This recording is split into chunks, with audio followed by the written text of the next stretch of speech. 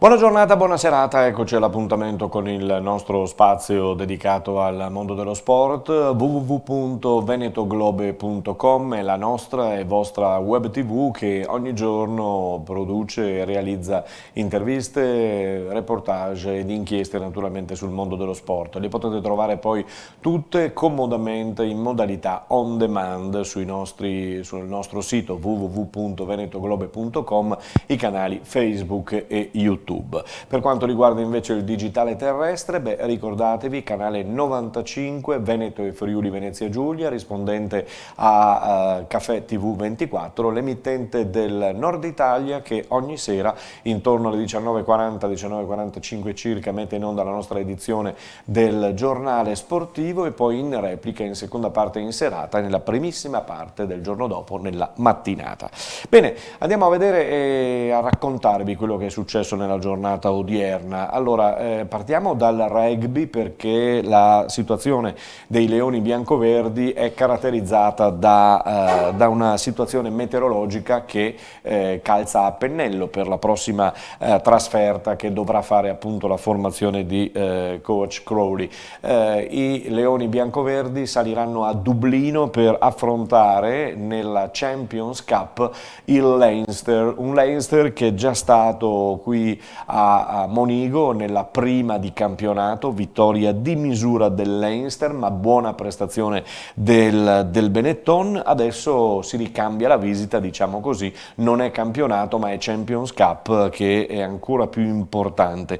Attenzione su questa prima di Heineken Champions Cup che si giocherà appunto in trasferta contro il Leinster che è stato già affrontato, vi dicevo, a Monigo. L'importanza è soprattutto perché si gioca con le migliori squadre della Pro 14, della Premiership, del campionato francese che è uno dei più importanti al mondo e quindi c'è una bella tensione e anche su questo 15 che andrà in campo schierato da Crowley nella giornata di sabato. Passiamo al basket, la TVB De Longhi Treviso, quindi sempre rimaniamo nel capoluogo trevigiano, contro la Virtus Bologna ha perso per 84-79, è stata in ogni caso una bella gara anche qui, 7.000 mi pare circa i paganti nel nuovo impianto della Virtus Bologna e per la Virtus è arrivata l'8ª vittoria. Per il campionato di Serie A, ieri sera Milano-Pistoia si è conclusa con la vittoria della XX Milano per 83-63. Prossimo weekend interno per la compagine di Max Menetti, ovvero per la TVB De Longhi Treviso, che affronterà Brescia alle ore 17:30.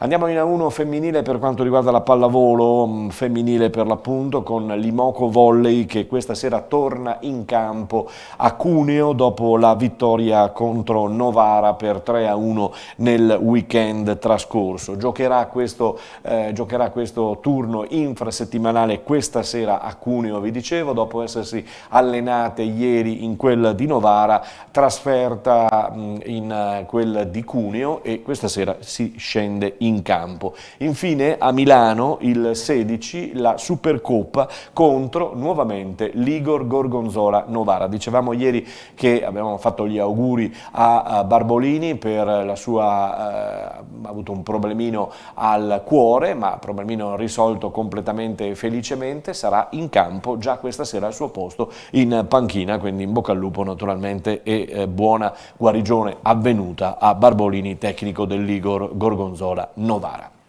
Il calcio per parlare dell'Under 17 italiana che ai quarti di finale del mondiale di categoria è uscita purtroppo dalla competizione dopo la sconfitta per 2-0 contro il quotato Brasile, un 1-2 che non ha lasciato scampo ai ragazzi di Nicolato che non sono riusciti a ribaltare la situazione e quindi ad andare avanti. Pensate che comunque l'Italia non approdava ai quarti di finale di categoria dal 2009.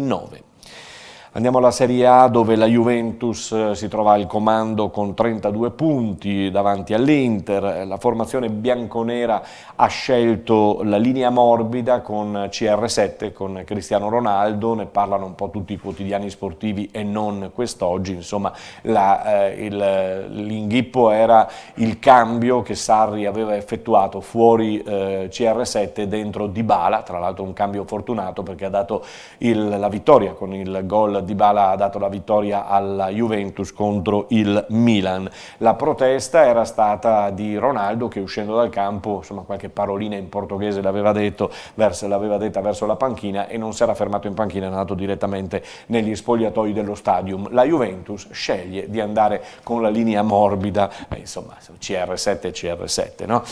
In Serie B invece le Venete Friulane, tutto bene per quanto riguarda le nostre formazioni, diciamo così. Venerdì si ricomincia intanto con un'altra giornata della Serie B con Pescara Cremonese. La Serie C, il girone B, anche qui ricomincia sabato e ricomincia con il Padova che va in quel di Salò contro la Feralpi Salò. Si gioca in notturna alle ore 20:45. La Serie D invece, che ci interessa molto da vicino, vede Campodarsego a 28 punti in testa alla classifica, Adriese e Cartigliano a 25. Campodarsego ne approfitta della vittoria proprio sul Cartigliano di domenica scorsa, l'Adriese di mister Tiozzo comincia a funzionare e si piazza al secondo posto. Il Montebelluna di mister Bodo sale a quota 14, gli altri risultati vedono il Mestre battere il Ciarlins Muzzane per 3-1, il Legnago battere il Belluno per 3-0 e a Feltre invece passa il Tamai per 1-0. Ancora calcio di casa nostra con i due gironi dell'eccellenza.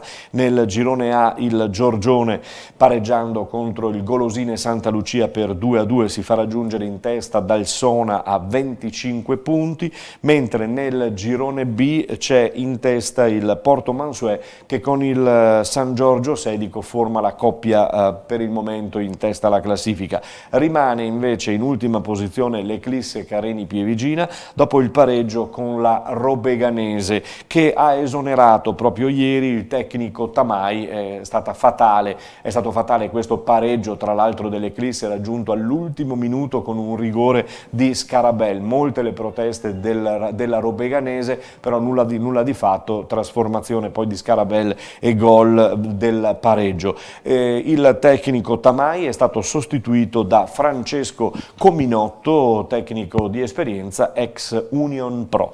Per quanto riguarda l'Eclisse si è rinforzata sul mercato accasando giocatore Granzotto, un ex Treviso. A proposito di acquisti, a proposito di ricorrere al mercato, l'Opitergina capolista vincente a Fossalta per 1-0, si parla di un avvicinamento dell'Opitergina a Morbioli giocatore del Treviso, ex Treviso, se n'è andato lui, però entrambe le parti, sia Morbioli sia Opitergina, smentiscono questi contatti, staremo a vedere. Intanto il Treviso proprio perde contro l'Ambrosiana domenica scorsa, ha perso per 1-0 in casa.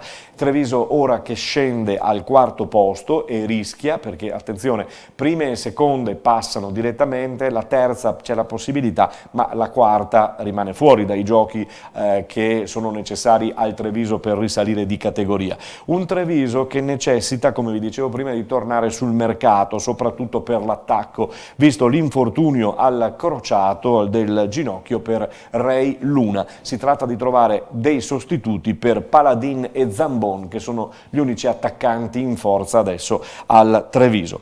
Per la Coppa, quarti di finale in gara unica domani sera tra Scardovari e Conegliano. Il Conegliano di Vanni Moscon quindi va a Scardovari cercando il passaggio in gara unica, e in prima categoria ottavi di finale, gara unica sempre domani sera, tenta il passaggio, tenta di andare avanti il Santa Lucia Susegana, che affronta il Ponte Crepaldo al 25 aprile di Santa Lucia.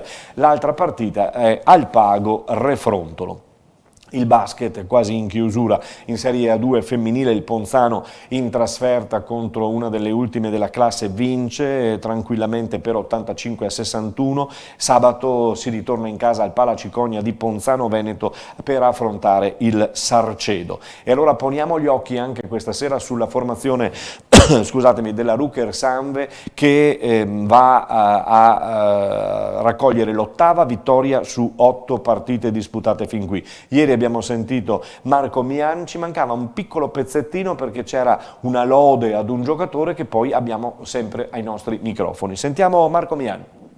Dei singoli, però questa sera io in telecronaca ho dato spesso risalto alla partita di un ragazzo, Giordano Durante, che stasera ha fatto 11 minuti in campo, mentre la media era più bassa se guardiamo le statistiche, e credo che su 11 minuti sono stati di pura e semplice qualità. Posso chiedere al coach della squadra se mi dice 2 parole su di lui? Certo che sì. Allora, io durante la settimana ho delle sensazioni, ho del feeling con chi poi magari non sempre è quello corretto. Lui è un ragazzo che ha tanto cuore e ha tanto coraggio. È chiaro che quando fa delle settimane che non c'è con la testa, che fa tanti errori, come è giusto che sia ai giovani, io le ho detto non ti premio, non ti merito, non ti regalo minuti, mi devi mostrare in allenamento che vuoi minuti. Questa settimana, complice anche l'aschiavigliamento di Tognacci, ha giocato, ha fatto bene con la squadra e ho detto guarda, sei pronto, questa partita qua secondo me la puoi fare. E l'ha fatta bene, ma non ho dubbi se lui sta in controllo. È chiaro, un 2002 gli errori concediamolo, però certi errori non li concedo. Perché io ho detto, l'anno scorso eri giovincello, hai un anno di esperienza, adesso non ti perdono più nulla se vuoi giocare in questa categoria. Questa sera bravo, bravissimo. Avete sentito, quindi lodi, insomma, di solito gli allenatori non si soffermano sulla prestazione del singolo, però Giordano Durante lo meritava perché ha fatto una bella partita con 11 minuti, avete sentito lo speaker, tra l'altro il nostro conduttore appunto, che potete sentire la partita sui canali Facebook e YouTube appunto di www.venetoglobe.com. E allora andiamo a sentire il giocatore che è Giordano Durante, eccolo. Protagonista inatteso di questa partita, ma un grande protagonista, tanti minuti in campo, tanti canestri importanti, un 2002 che entra dentro faccia tosta, senza nulla da perdere, è vero, però metterci qui e fare una partita di questo genere contro Lecco, molto molto bravo. Grazie mille, sono molto contento soprattutto per la vittoria perché siamo in fiducia, io stesso ho ritrovato fiducia grazie alla squadra, grazie al coach e sono molto contento, spero di continuare così, la squadra è in fiducia come ho detto, stiamo giocando bene, le vittorie arrivano, quindi non ci resta altro che continuare così perché siamo davvero una bella squadra. Allora, qui sotto c'è Antonello Ricci che sta ovviamente facendo un po' di trash talking nei confronti del numero 3, però devo dire una cosa, chiariscimi una cosa, come si sta in uno spogliatoio che trova 8 vittorie consecutive? Direi che sta belli comodi, no? Il morale ovviamente è alle stelle, siamo felicissimi ma siamo consapevoli che dobbiamo continuare a lavorare, dobbiamo stare con i piedi per terra perché non abbiamo ancora fatto niente, però ovviamente le vittorie aiutano e siamo contenti e lavoriamo bene, quindi non ci resta che continuare così. Ha ragione Durante, insomma è giovane ma ha capito subito, 8 vittorie su 8 partite non significano nulla, ha ragione, insomma qualcosa significano, però in questo momento non significano nulla, anche perché Bernareggio ha dato prova di espugnare il campo di Padova andando a vincere 88-74 e portandosi al secondo posto in classifica. Aggancio al secondo posto e sabato la Ruker giocherà proprio contro Bernareggio in campo esterno nel milanese. È tutto per il momento, noi ci fermiamo qui, vi diamo appuntamento a domani e a risentirci con nuove notizie. Buona giornata!